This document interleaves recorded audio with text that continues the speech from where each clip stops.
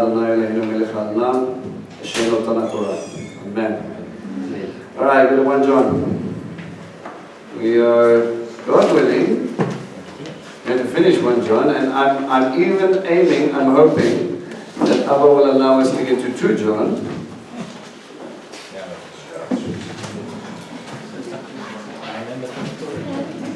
You know, in one of those teaching moments where while you're preparing, we just knew there wasn't going to be enough. I think we have that today. All right. So we know our stories, there's issues, there's going on, and he's going to be culminating now at the end of his letter. So he's going to draw all of the issues that he kind of has, and he's going to bring it to a close. And in this moment, we're going to hear basically this end off to what John is really trying to get. Remember, he's dealt with Docetism, he's dealt with people who are walking away, he's dealing with people who say they're believers but they're not, he's dealing with people who don't God what is there, and people who don't really understand what it is to be community. Many different aspects. Many different things that we all have to just take stock of. So, if you all have the strength, we're going to do chapter 5, verse 1. Everyone who believes that Yeshua is the Messiah has God as his Father.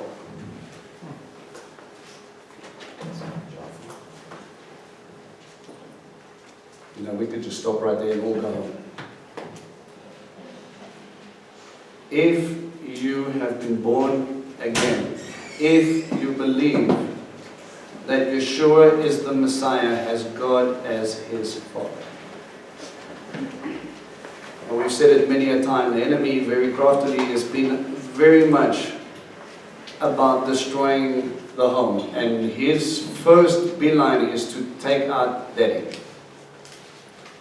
If I can get rid of the husband, everything is going to fall apart. Why? Because if I don't understand what a loving father looks like, if I don't understand what a father is, if I have a skewed perception about who he is and what he is, how am I ever going to understand God as my Father?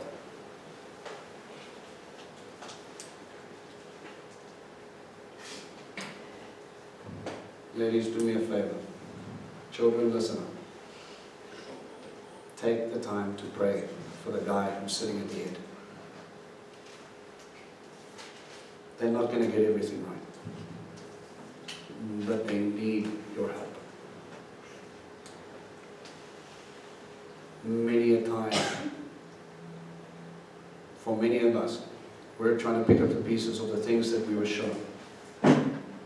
Because someone broke our father, and someone broke her father before that, and someone broke that father before that. And now we're trying to figure out what this discipleship is, and that's the beauty of it, guys, is that once we grab hold of this thing, he's going to change us so that we're not looking to our fathers to show us how to do this, we're looking to the Father to show us how to do this. How many of you feel ill-equipped to do this job? Okay. The reason you feel ill-equipped is because it is an impossibility. You cannot do this alone. That's the point. It's like entering into ministry. No matter what gift you have, you can't do it by yourself. If God does not flow through you, it is a pointless exercise. With Him, all things are possible. Amen? And God is going to flow through you to be able to do this. And there are going to be ups and there's going to be downs, and He's going to be testing the heart condition. He's going to be pulling at your roots. He's going to be checking that your ears are open, and that's just Him trying to build you up to become the better man. Ladies, you get that fun stuff too. And on top of that, you've got the enemy throwing darts in between all of your testings. When you're struggling with where you are. How many of you over the last 2 or 3 weeks have really struggled with where you are? The reason you're struggling is because He's testing your heart. How many of you have felt things that you had long since buried all of a sudden come up? That's because because although you have been pruning the top of the trees of unforgiveness, you've never really dug deep enough to get rid of the roots of unforgiveness. It might have not been unforgiveness, it might be doubt. It might not be doubt, it might be fear. It might not be fear, it might be love. Cannot be love. And God is going through such an exciting process. Not an easy one. Let me encourage you a little bit. You know, God is, over the last couple of weeks, for myself I sound like a broken record, so I know that if I'm dealing with 2 or 3 people that are dealing with the same stuff, probably all of us are dealing with it, because that's just His agenda, right? So His agenda this week, I felt that what we've been dealing with is we're forgetting why.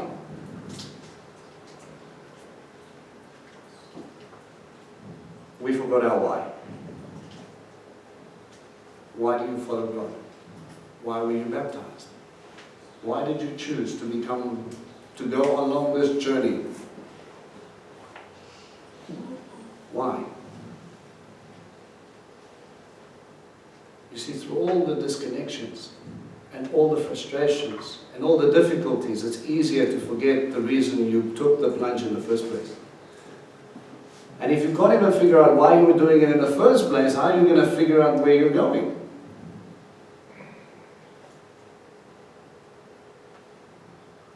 So you decided one day that God was God and you needed to be with Him.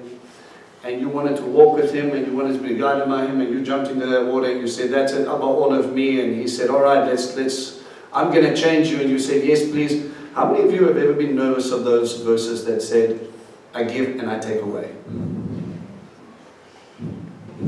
Yeah, but you can give all you want, take away.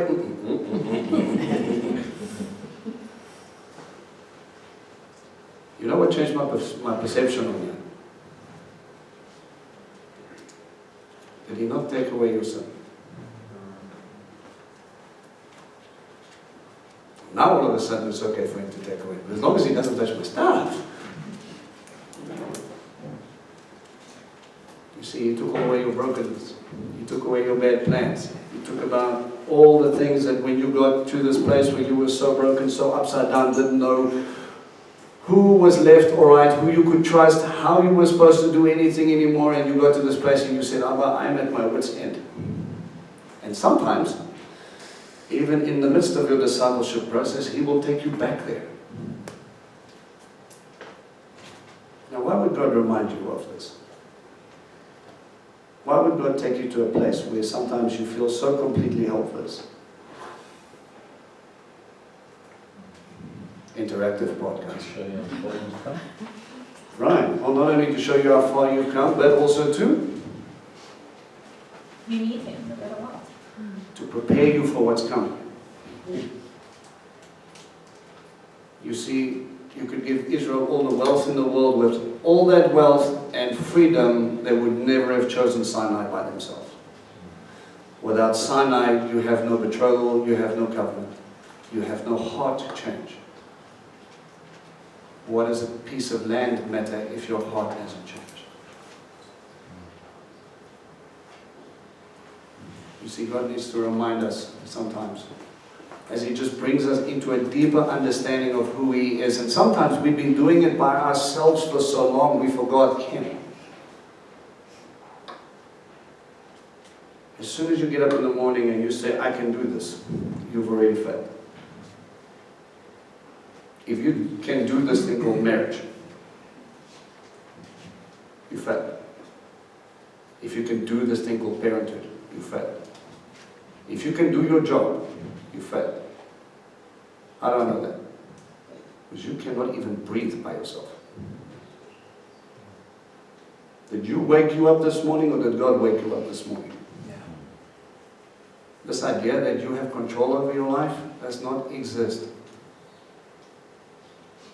When you gave your life over, you gave your life over. Live like you gave your life over. Your Father is looking at you and He's saying, all right, let's go. I'm going to make you into the man that you need to be. I'm going to make you, ladies, I'm going to show you love. like you've never known. Isn't it an interesting dynamic that women normally choose men that remind them of their fathers, or they accept that sort of relationship as the norm when they move on? Now that should scare you or excite you. Men, you show your daughters how to love and how to be treated. Who showed you? If it's not Abba, you've got a skew view. Think about it. And men, how do I know what love is if I never learn from God first? And then I look forward and then I go, well, I'm just going to try and figure out this relationship and we'll see where it goes and we're going to bump our heads and we're going to... And we make a big balagan and we wonder where God is in it. You're at a very, very, very interesting time where God's got an agenda, but He needs people to be ready. And He's investing heavily, not only in this fellowship, but I believe in the entire body. For you to go out and go help other people, you need the help first. You need to be fixed first so you can help other people. And the beautiful part about that is that you're going to realize very quickly you can't do it and God has to do it, and that's okay. Because if I send you out to go build a ministry, what's going to happen? If you do it in your own strength, you're going to break a ministry. If you do it with Him flowing through you, you're going to see fruit you never knew possible. You're going to bring people into the kingdom. You're going to bring them home. And other people are going to read this verse and you're going to say, you're going to tell me that the Creator of all things, because of this choice that I've made, that God is now my Father. Yes. You become part of some different family now. We spoke about it in the first session. Yeshua said, when his mommy and him came to look for him, he said, your mother, the disciples said to him, he said, your mommy, your mothers and your brothers and your sisters are here. And he said, who is my mother, my brother, my sisters? Whoever does that, the will of my Father in heaven. That's my family. Whoever aligns themselves and understands that God is the Father. That's your family. That's your purpose. This is what we're about. We're about our Father's business. How do I establish that if I don't understand Him? He says, and everyone who loves a father loves his offspring too. If I love God, I will love everybody who belongs to this family. That's a difficult pull, this one. You might not like everyone in the family, but that does not mean you cannot love everyone in the family. What's the difference? How many of you not like someone and still done something for them?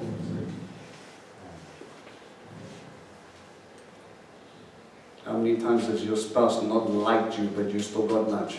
Or your mommy not liked you but you still got food? And how many times have you not liked yourself but yet someone liked you anyway? Here's these moments, man, where we just need to understand that God put us in this family and we need to love each other, build each other up. And sometimes that means coming alongside someone and walking a walk with them. And sometimes it means telling them, listen, I think you're doing this wrong. I love you because I don't want you to get hurt. And sometimes this just means keeping quiet. So I want you to fix your problems. I can't do that. God can, but I'll hear and I'll be here and I'll listen, okay? Don't get to the point where we're so busy judging them, trying to fix them when you couldn't even fix yourself. You are not going to. Let me let you in on a little secret that you probably got not to. I cannot get you to where we need to be. You know why? Because I don't know where we need to be.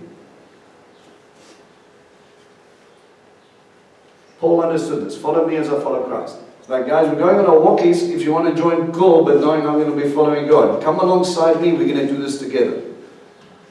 And I will encourage you, and I'm going to be in a different place in my life, and I'm going to be all over the place, and I'm going to be like, yes, please, let's go. And sometimes I'm going to get tired, and I'm going to need you to come up behind me and say, come on, Vince, one more step. You're not going to do that because you believe in me. You're going to do that because God loves me, and you love me because God loves me. You might not even like me at that moment.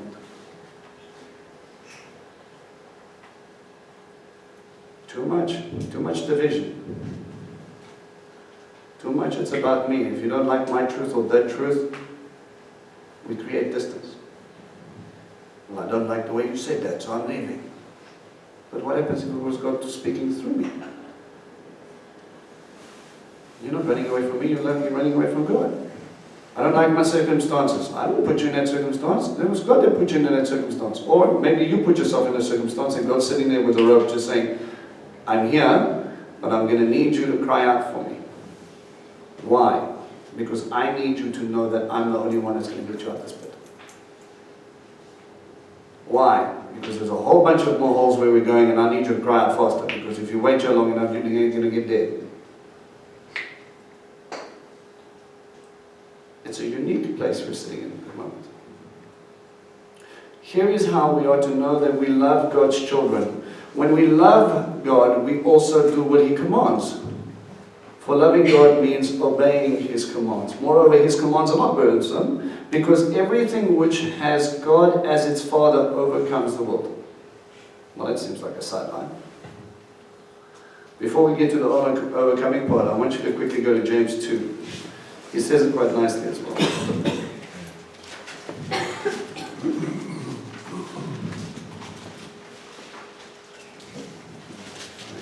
Yeah. James 2, verse 22 to 26 in my Bible, somewhere out there. Right, James is quite an interesting guy. Yeshua's brother, or half-brother, if we could put it that way. He goes on and he starts talking about persevering temptation. He says, don't worry, God's going to build you. And don't stress about it. God is going to help you. He's going to test you. He's going to get you there. And he gives a whole bunch of encouraging things.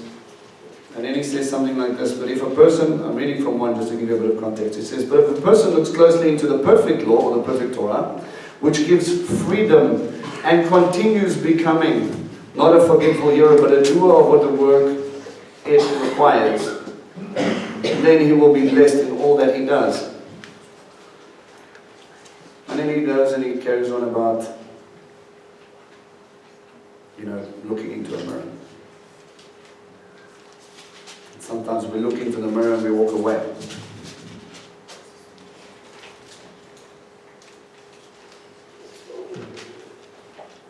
What does it mean to walk away? If you've looked into the perfect Torah and walk away, what do you think he's trying to say? Sorry, I'm jumping a bit all over the place, but what do you think he's trying to say? I think just looking in the mirror is a Torah. It shows you who you are. Right. It exposes you down to all the nitty little gritty things. Now, if you walk away, it means you're probably rejecting that. You think, sure, I don't want to follow that. That's too much for me to really accept. I'm fine. Partly, right? So what's that mirror going to show us? Right? Okay, so he says you walk up to the mirror, right, and you see you've got like some peanut butter smears here, and maybe you've got a piece of chicken sticking out of the side, and you go up to the mirror and you go, I'm just going to make sure I look okay, and you look in the mirror and you go, oh snap, look at all that. And then I walk away, but I don't actually fix anything. What's the point? The Torah is there to help us, right? Is it not supposed to be a reflection of what we need to reflect? Ultimately, we should get there. We should get there. We shouldn't see us, we should see Him. But in that process, we need to acknowledge what sin is, and we need to ask Him to remove that sin, surely. Alright? I'm just looking at my notes here. I think I wrote the verses down wrong, but hey. No, it talks about, help me find it, it talks about a law that gives freedom. Yeah, that's what James 1 verse 25. James 1 verse 25, okay. I was reading something. 1 verse 25. Yeah, but if a person looks closely into the perfect Torah, which gives freedom and continues not becoming a forgetful hearer, but a doer of the work it requires, then he will be blessed in all that he does. Don't just hear about it. Number one, he says, you have to hear and then you have to do. You have to shema, right? But he says, if you look into the Torah, which gives freedom, John understood this as well, and he says, you know, you do these things out of love. So if we tie in John and James and we say, Shema Yisrael, Adonai Elohim, Adonai Echad, blessed be His kingdom forever and ever, and you shall love the Lord your God with all your heart, all your soul, and all your mind. Has that got anything to do with His mitzvot that comes after that statement? Yes? Can you prove it? What does it say in the Shema? Alright, you want to help them out? Where does the Shema? Deuteronomy, right? Go to Deuteronomy 6. Tell me what it says. Yes, please. The first one there. Shema Yisrael, Adonai Elohim, Adonai Echad. And you are to love Adonai your God with all your heart, with all your being, and with all your resources. These words which I am ordering you today are to be on your heart. You are to teach them carefully to your children. So you are to talk about them when you sit at home, when you're traveling on the road, when you lie down, and when you get up. Tie them on your hand as a sign. Put them at the front of a headband around your forehead, and write them on the door frames of your house and on your gates. Let's leave it there. Do you think it means that God wants to remind you a lot about His Torah?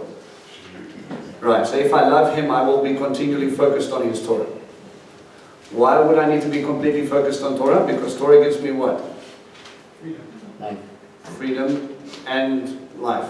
It says, I put before you blessing and curse, life and death. Choose life, choose Torah, choose His way, choose His understanding. It is not a burdensome thing that you need to do, but out of love you will fulfill these things. How many of you had that change? When all of a sudden it seemed like just something we do, now we have to chill on a Friday night, and then, but by week 3 you started really being thankful for that time. The more we put it into practice, the more it becomes about heart condition. And we start to see the benefits of it. He says his commands are not burdensome, because everything which has God as its Father overcomes the world. I'm back in 1 John 5. And he goes, if we overcome, right? Everything which has God as His Father overcomes the world. And this is what victoriously overcomes the world, our trust. Who does overcome the world if not the person who believes that Yeshua is the Son of God? So when someone talks about being an overcomer, what do you think he's trying to say? What is your biblical reference?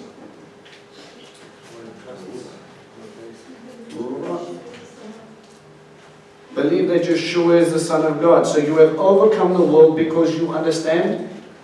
You can't do it. Right, and you belong to the kingdom of heaven and not the kingdom of the world, right? You have shifted, you've become a Hebrew, you've moved on. Trust me, this encompasses a whole bunch of stuff. It doesn't just mean persecution, even though Yeshua said if you become a disciple, you're going to be persecuted. He's talking about your faith and your trust, and in doing so, you overcome. How many of you do you think, how many of you have struggled, that your doubt or your lack of faith is the biggest problem for you to overcome?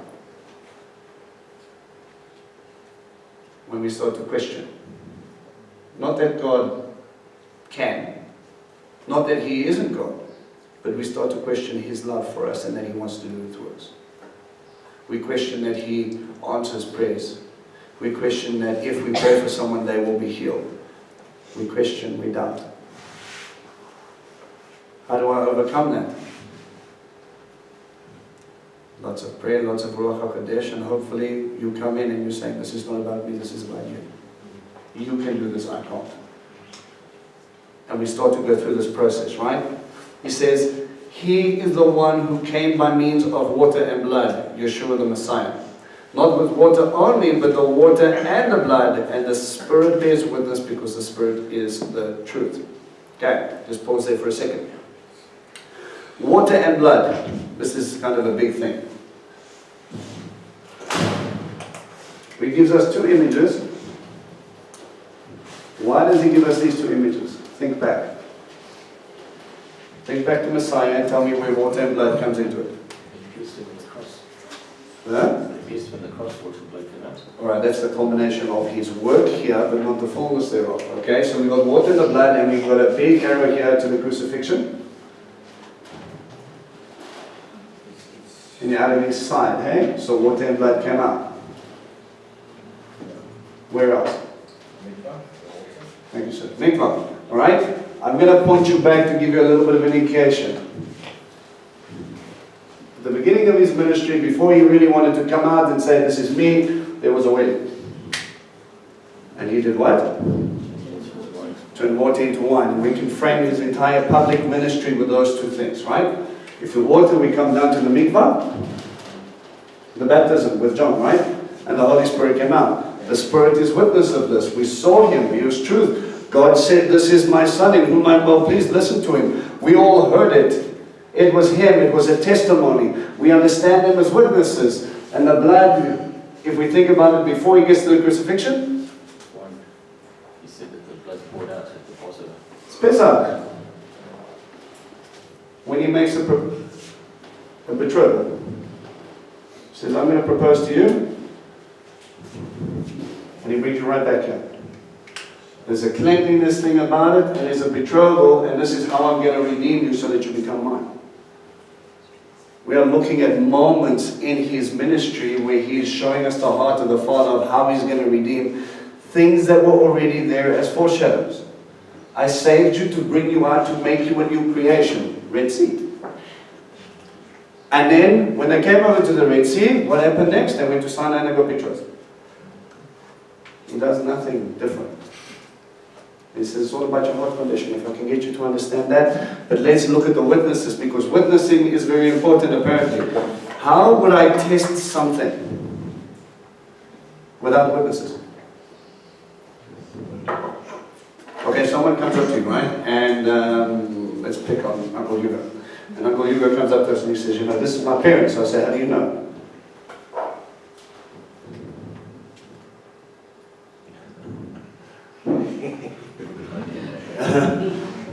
My daddy told me so. I grew up and this is the first faces I saw. Yeah, but I mean, how do you know they didn't kidnap you and put you in things? I said, look at my pretty baby.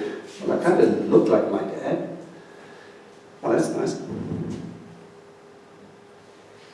How do you know? How would I find out? How would you back up your statement that your parents are actually your parents? Alright, so I can go for DNA test. So if let's go back biblically and then we're like, DNA is not existing. Not for us anyway.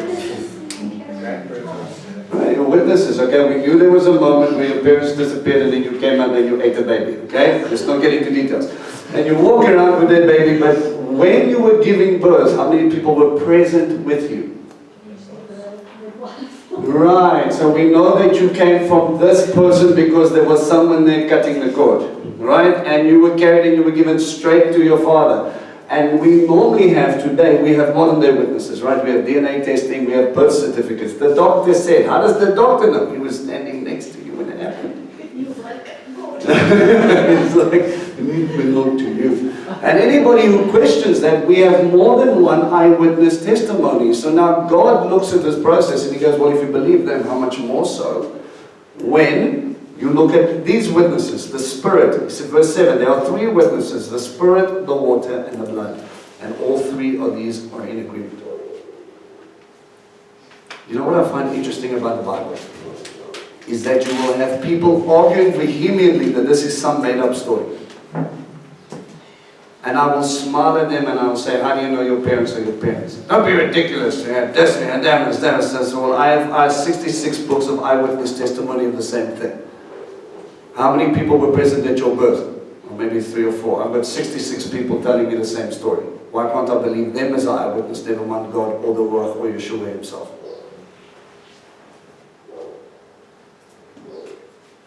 Don't be ridiculous, it's not eyewitness testimony. Well, actually it is. And he's drawing on these things, and he says, look, from God's perspective, he established it from heaven, and we just got to view it. They bear witness against it. You know, like when God makes an oath in Torah, he says, let the mountains and it bear witness against you. Isn't it interesting, like the mountains, they've got no problem with God being God. That was like, dude, it's obvious. And then he looks at man, and then they go, well, I'm not quite sure. Big mountain formation looking at you going, how can you not be sure? Creation bears witness all the time. If we accept human witness, God's witness is stronger, because in the witness which God has given about his Son, those who keep trusting in the Son of God have his witness in them. You know what was interesting? I know we're using this to try and get us into this position, but there was a Gnostic teaching at the time. Now, Gnosticism is an ugly little creature. Basically what they had, there was a guy who had a bit of a brain meltdown, and he took the Gospels, the Synoptic Gospels, he took 3 Gospels. And then he read all 3, decided 2 of them don't need to be read, so he tossed them away. And he took the other one and he threw half of it out and he filled in his own story. And then he called himself a Christian. Okay. So he didn't even like the original, he had to modify it a little bit.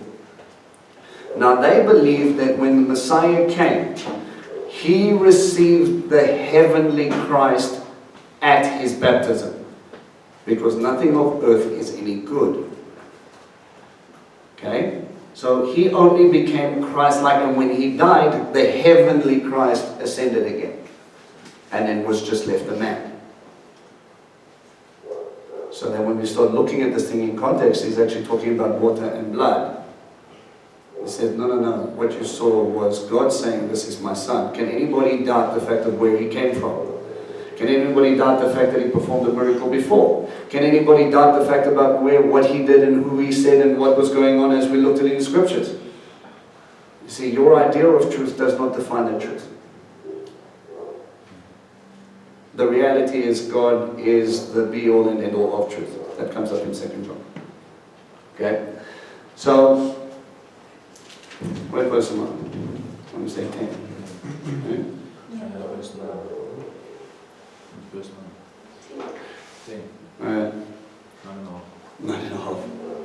God's witness is stronger, which is the witness which God has given about his Son. Those who keep trusting in the Son of God have this witness in them.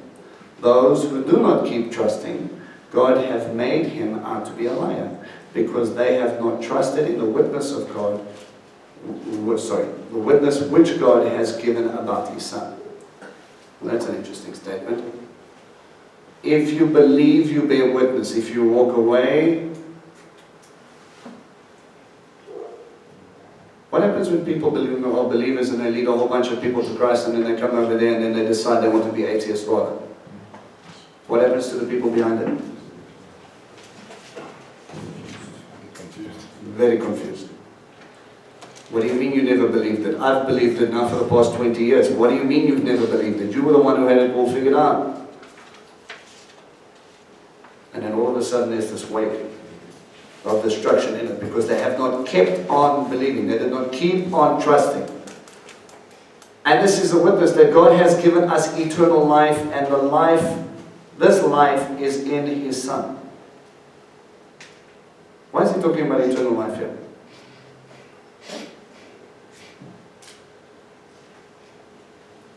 God is your Father. Is he eternal? Yes. So does he want his children to die while he's eternal? Does anybody want to watch their children pass away before them? No. Never. Would you want, if you were eternal and you had the power to give your children an eternity, would you give it to them? Yes. How do I know he can do that for man? Because Yeshua was man and he's eternal. Yes? Anybody disagree with that statement? No? Is anybody confused about that statement? It gets a bit complicated. It says, those who have the Son have the life. Those who do not have the Son of God do not have the life. I am the way, the truth, and the... I have written to you these things so that you may know that you have eternal life. You who keep trusting in the person and the power of the Son of God. This is the confidence we have in His presence. If we ask anything that accords with His will, He hears us. Okay, please pause there. Does anybody have any different translation? Verse 14. We have confidence that we have in His presence if we ask anything that is in accordance with His will. More or less all the same translation? Right. So what does it mean sometimes when God doesn't give you what you want?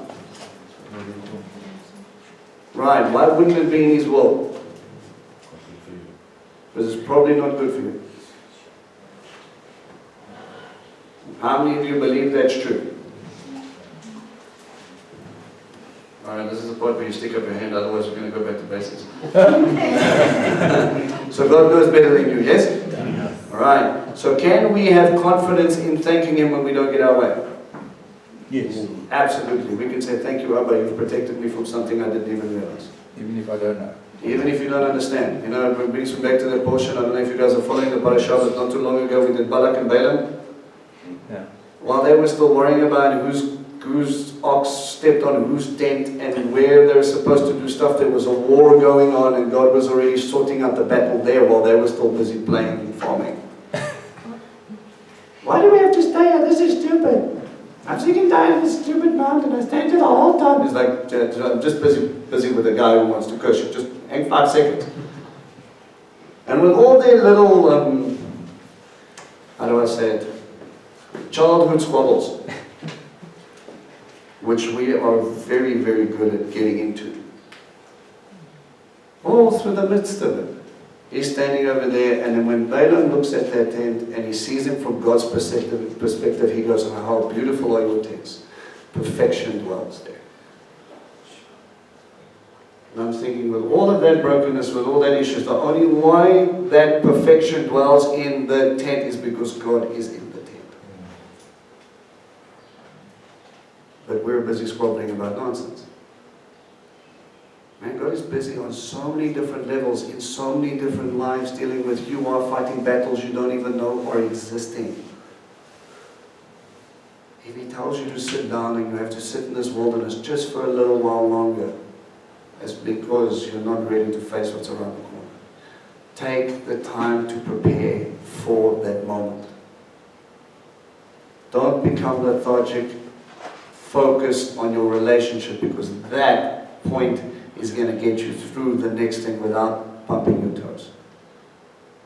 If you don't fix what you need to fix now, you're not going to have that much extra time. Next time, or He's going to keep you here until you fix it so that you can deal with the next one. He's not going to set you up to fail. God is not about putting you into a place where you know you will never cope. It's about putting you into a position where you will excel, but you will excel because of Him and you will know it. And when you get there, you will lift up your voice and with praise in your heart and you're saying, Abba, you did this. You couldn't even get out the ditch. He pulled you out the ditch, He cleaned you up, He fed you, He put campfire around you, He gave you family and He said, all right, come family, let's go walk with Daddy for a bit. And then sometimes we look at this and because our lives are not moving in the direction we wanted to, we get grumpy. God doesn't love me. The reason you're alive is because He loves you. Don't you ever forget it.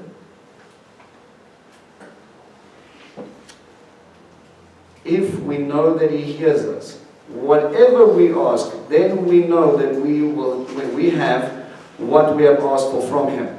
So if you're asking for gifts in accordance with His will to glorify His name, believe it. Guys, the statement is so more than, thank you, Abba, please give me bread. Thank you, Abba, please let me pay my debts. How is paying your debts going to glorify the kingdom of Heaven? Paying off your your debts are going to get you fed so that you can carry on living, so that you can choose to glorify the kingdom of heaven. That's it. Where is our prayer life about, Father, make me more like you? Father, change me, get me there, and by the way, thanks for the food. When do we change that our love for His commandments above our full bellies? You lack nothing, and we grumble about everything because it's not comfortable. The reason it's not comfortable because He's trying to do open heart surgery. When He's doing open heart surgery, it's because He wants to check your heart condition. If He doesn't check your heart condition, it doesn't matter if He takes care of all your debts, you will never change. Which do you want more? But we run from the condition of the heart and we run towards things that will give us money and comfort, and when that money disappears, and then we're just left with what? The same old heart condition, nothing's changed. Does that sound like God trying to help you, or is that just you trying to chase another mountain? It's not about that, guys. It's about His glory in this moment, and how are you better being discipled? How is your heart condition changed? So that when you look to Him and you're saying, here I am, everything of me, I lay it down at your feet. You sang it earlier, and you're saying, take all this stuff because I'm looking at you.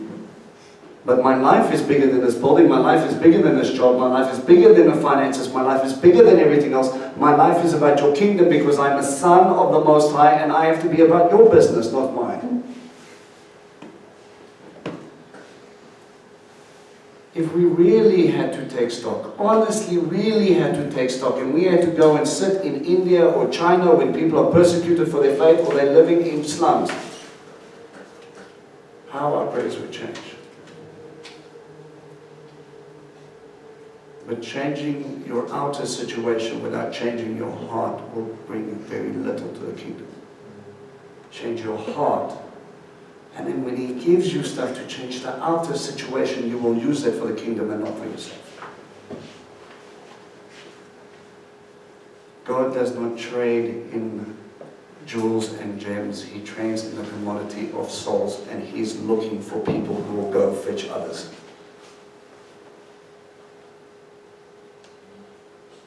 Are you going to use your money for that, or are you going to use your money for yourself? Are you going to use that money to get in? And I'm not saying that God wants you in debt. He doesn't. He doesn't want to see you struggling. But if you're not strong enough when He pulls you out, you're going to pat yourself on your back and you're going to say, thank you, Abba. You see, if you just pray for prosperity, that's it. God listens and He says, well, good job. You've got what you wanted, but how many people have you led to my kingdom? How many people have you discipled? How many people have you brought in? How many people have you shared with your testimony? Yeah, you got money and you say, oh, God is good because I'm okay. But whether it's relationship status or whether it's money, if it does not change you, it means nothing. Let me love you enough to be straight. Don't run around chasing things. If He doesn't change you, then the job is half. He has to get you ready for what's coming, guys. There's going to be a point where He's going to need to send people out. And if you don't go through this process right now, if you don't figure out why you're doing this, and your why is stronger than every doubt or every piece of fear or everything that you're seeing right now, what is your aim? To become the best Jew or to become like Him?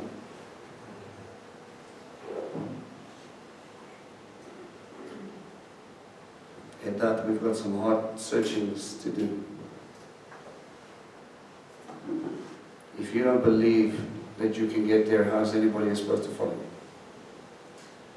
If you're all about bricks and buildings and you're not about souls, then there's something wrong.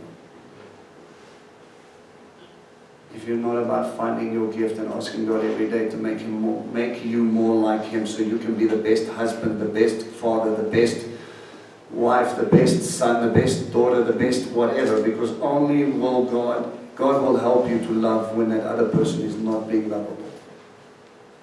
God will help you change them. He will flow through you in ways that they will see Him, and then they will be able to stay focused on Him. But most of all, you've got to want this more than anybody else, because if you're not doing it for yourself because you need God, then everything else is going to fall apart. If you're in that space where things are not working out the way you want to, maybe you should go back to God and say, Abba, we've took a wrong turn somewhere.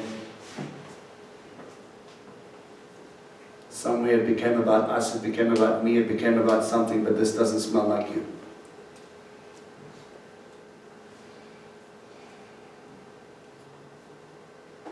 Verse 16, if anyone sees his brother committing a sin that does not lead to death, he will ask, and God will give him life. For those who sinning does not lead to death. There is a sin that does not lead to death.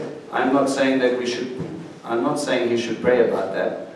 All wrongdoing is sin, but there is a sin that does not lead to death. Well, that's an ironic statement. All the wages of sin is death, but there's a sin that isn't death. What do you think he's trying to tell you?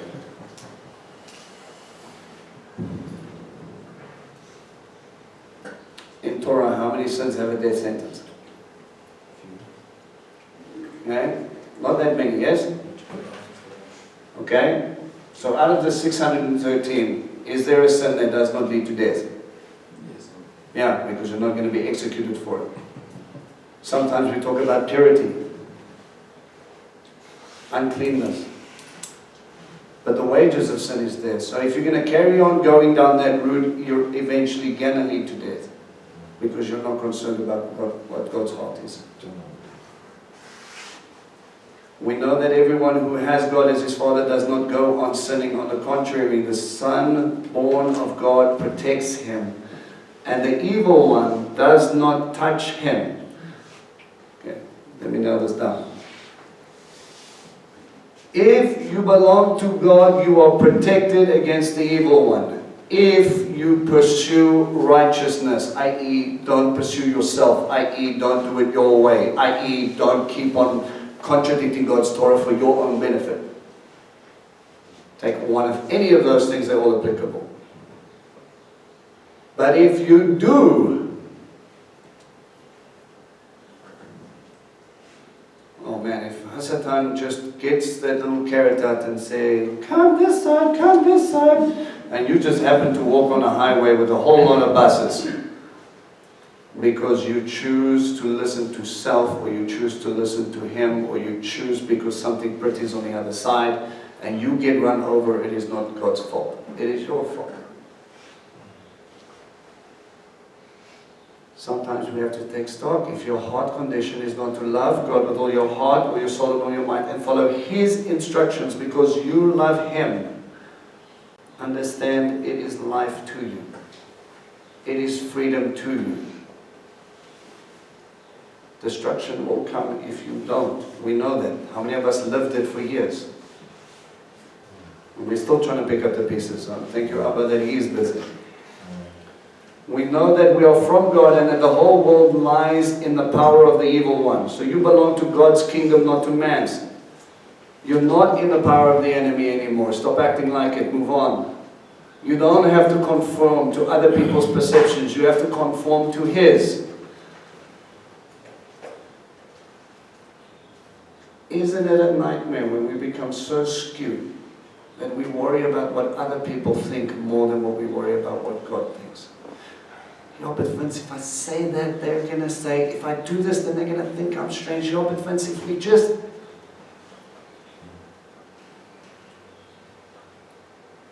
Yeah, but Vince, nothing. If you look at God and he knows, you know what you need to do. Do what God said you must do. That's it. We have to be aiming for him, myself included. You're not aiming to be like any pastor, any rabbi, anything. You're aiming for the rabbi. You're aiming for Elohim himself. You want to be perfected because he said you could be. The promise of discipleship is that when it's all said and done, he is going to make you like him. Can you trust him to get that right? Come on, family. Can you trust him? So how much are you giving? How much are you aiming? Every day you have an opportunity to become like a rabbi. Every day you have an opportunity to hold on to him and say, Abba, I don't have this figured out. I don't know what's going to happen today. But I need you to help me as if Yeshua was walking before me, and help me become like Yeshua was to them. Give me the words. Give me the patience. Show me the love. And if there's something that's blocking that, get rid of that. Because if you don't get rid of that, it's only going to be brokenness that comes out.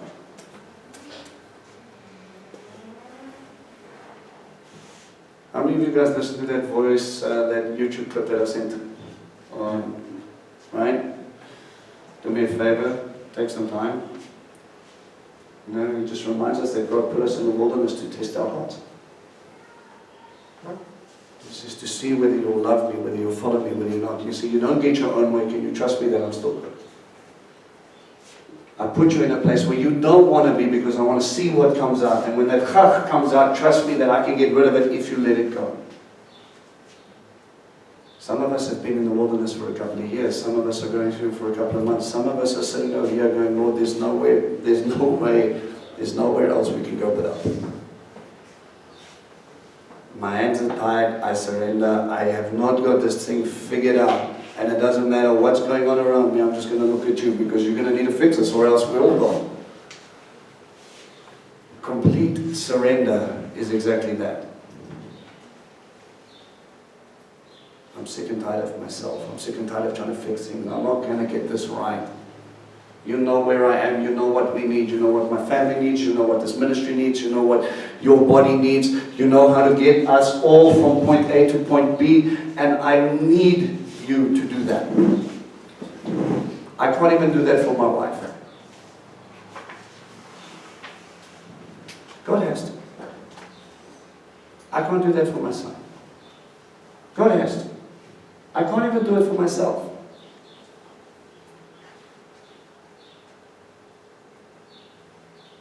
But how honest are you with your situation and what you're facing? Am I aiming for perfection or am I aiming for my own idea, my own agenda, my own plan? That sounds pretty good right now. You know, we've got a whole bunch of stuff about, Lord, you need to do this, you need to do that, you need to get this done, you need to do that. And he's like, but have you even asked me if I want to do that?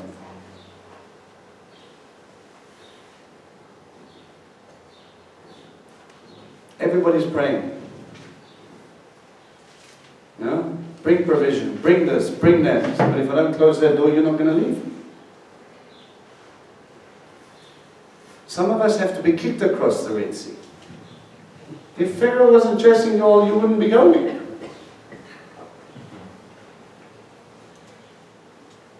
And some of us have to lead from the front.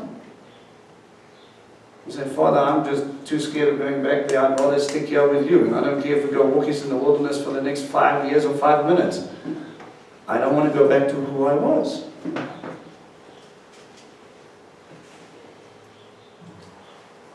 We have to get our hearts in a position where we are more focused on His will, on His agenda, on what it needs, what we need. And in that there's life, in that there's freedom, in that there's protection, in that there's change, in that there's discipleship. In that people see Him, not us. What happens if one day He sends people into your house and He says, okay, I want to show off these lovely believers. And I want to show them what a godly marriage looks like. How many of you would invite them into your house right now? Let's show them what godly parenting looks like. Let's show them what patience and compassion looks like. Now, if you're squirming in your seat, it's probably because we've got stuff to work on. That's a good thing. Knowing you have stuff means that we acknowledge we're not just sweeping it under the rug, but we're moving forward and we're asking Allah to fix it. He can work with that. But please do me a favor. You go as an individual, as well as couples, as well as families. Don't put all the change on one person. I have to take responsibility for me. I don't know about you, but it's enough for me just to try and get up and say, I'm aiming for that every morning. And I have to stay focused on that so that I can become like my rabbi, as much as it drives me crazy, but I'm trusting that he's going to get me there. And when it's all said and done, and his feet are on earth, I can take a look and I can say, Father, look at what you've done. Now I can pray for my spouse and I can ask for that thing, but it will not help unless my spouse goes and asks the question herself. Lift each other up, look at heart condition, get each other, pray for your children, get them to the right place so that we can look at each other in love and get to the place of freedom. Hanging there, we're almost finished. Youre does his pep talks. I was so going to go to 2 John, apparently not.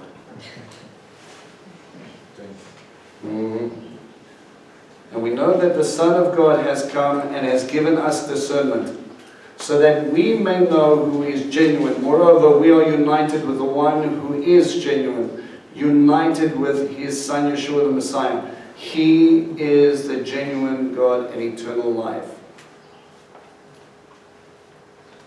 And stick to the original. Anything that else smells funny, walk away. Listen to the last thing he says. Children, guard yourself against false gods. Now I want to just take that just for a second. And I want to ask you, who's occupying the throne in your life?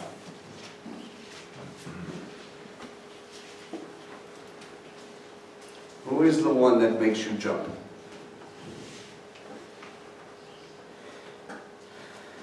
And then look at the motivation behind that. You know, for the most part, I'm hoping in this fellowship, God's on that throne.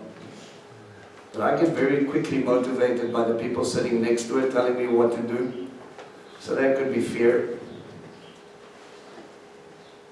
That could be love, that could be my wife, that could be my husband, that could be my children, that could be my mom. That could be doubt.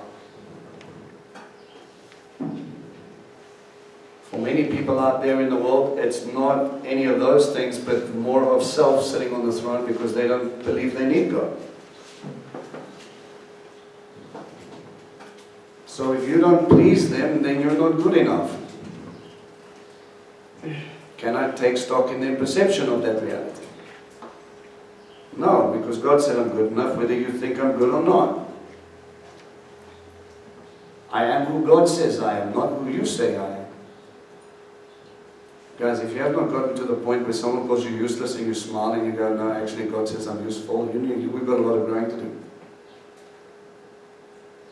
How can I take stock in man's perception of me if let me rephrase that. If you don't understand God's perspective or perception of you as a son or a daughter of the Most High, you will always look for someone else to give you your perception on whether you're successful, whether you're worth it, whether you're good enough, whether you're doing a fantastic job. And you know what? You're going to find people with varying different opinions. And you will go to the people whom you think is the closest to your opinion of yourself. I'm right, hey. So I can go to Mateo and Matt because they like me. And they're going to go, no, Uncle Vince, it's fine. You're definitely right. But if I go sit with Dave and go, Dave thinks Uncle Vince is a complete no-no. He goes, come on man, that doesn't even know how to tie his shoes properly. That's why he wears slip-ons. You're going to take advice from him? I can go and I can find justification for everything I do, from every person I do, but is their perception the reality? No. Ultimately, there is only one truth, one person who understands the real you and what you're lacking and what you don't. And you're going to stand in front of that guy at the end of all things and he's going to look at you and he goes, no, you're not going to get past me. Yeah, but you were there when you saw what they said to me. Yeah, but I told you what I told you. Why you put more stock in what they say instead of what I say? Yeah, but no one loved me. I loved you. What's more important? Yeah, but if I keep this Shabbat thing, then I'm weird. Congratulations. You're weird like me. We call it holiness. Set apart.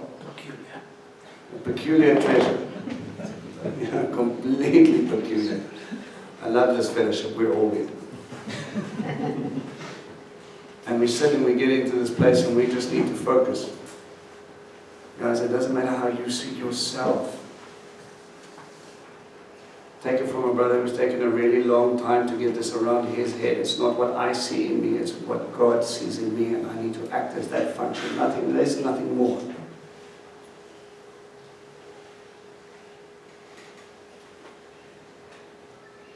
His perception is right. That's it. Case closed. So if he says we've got work to do, Baruch Hashem, we have work to do. That means he's still invested. If he says he loves you and he died to have you, that's the reality. If he says he's going to get you so that you look like Messiah by the time he's finished, Baruch Hashem, he will establish it. And I know every single day from now until then, we are going to have to lean in heavenly, yeah, that's exactly it. Lean in heavily to the Ruach HaKodesh so that he can change me so that I can be like him. If I don't, I'm going to fail. Last thing I'm going to say, you can't do this. Smile, it's okay. That doesn't mean you're a failure. That means you're surrendered. If you're surrendered, you can be used. Not one big boy in scripture or lady that stood up at the top there, woke up one morning and said, "That's it, Moses, give me 2.5 million people, we're going to go for a walk. I'm going to kick Pharaoh's door down, I'm going to say, yo! Why don't you let me take my people and bounce? I know this court system, I know this Egyptian God thing, don't worry, bro, you're a bit confused, but I'm going to do this, okay? I'll feed them on the way. I've set up at least 14 McDonald's. We're stocked for at least 3 weeks." Excuse after excuse, excuse after excuse. Peter, same thing. Everybody, same thing. Why? Because we don't see what he sees. Let's learn from lifetimes of experience and stand on top of the great men and women of God here and realize that it doesn't matter what they saw in the beginning where God called it. It doesn't matter what happened. It said, this is your reality. God is right. Today you will do this, and he did it. Today you will come home and you will sit with me, and it happened. If God said it, it happened. Why is it any different now?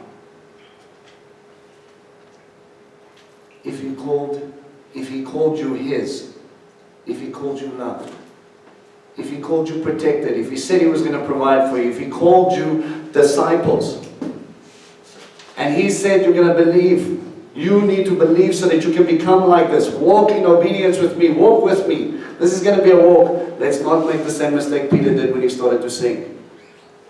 He looked at the wind and the wind and the waves. He took his eyes off God for a second, and then he realized he couldn't do it. Yeshua says, why did you doubt?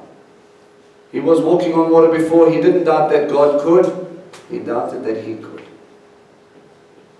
It's not the size of the crowd. It's not the affirmation of the crowd. It's not who pats me on the back and tells me I'm doing a really good job. It means none of that unless God says it. I am not a good dad until God says I'm a good dad. I am not done until he says I'm done.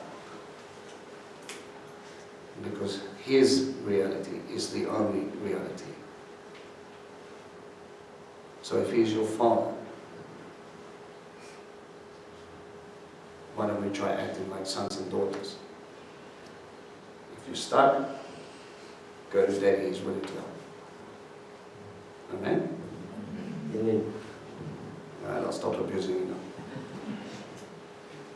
Prayer time is every time.